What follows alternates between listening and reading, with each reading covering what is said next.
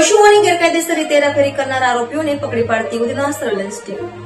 સુરત શહેર police commissioner Shri Anupamsinh Gehlot સાહેબ તથા ખાસ police commissioner Shri Bhambag Jamir sector 1 સાહેબ તથા નાયબ police commissioner Shri Bhagirath Gadhvi zone 2 સાહેબ તથા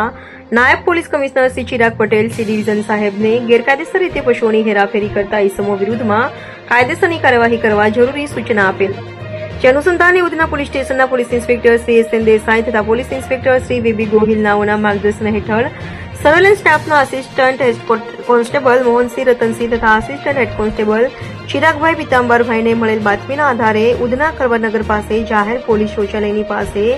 જાહેર રોડ પર એક બોલેરો પિકઅપ જેનો રજીસ્ટર નંબર GZ195783 માં 2 પાડા તથા 4 પાડી કુલ 6 ખીચોખીચ દોડાથી બાંધી અતિક્રૂરતાપૂર્વક ભરેલ હોય તથા ઘાસચારો કે પાણીની વ્યવસ્થા કરેલ ન હોય તેમજ ઉપચાર માટે કોઈ મેડિકલ સાધનોની વ્યવસ્થા નહીં રાખી આ કામના આરોપી શેખ મહેબૂબ શેખ સુલામેન કુરેશી ઉંમર વર્ષ 38 રહે મીઠી ખાડી નુરાની મસ્જિદ ગલી નંબર 1 પાસે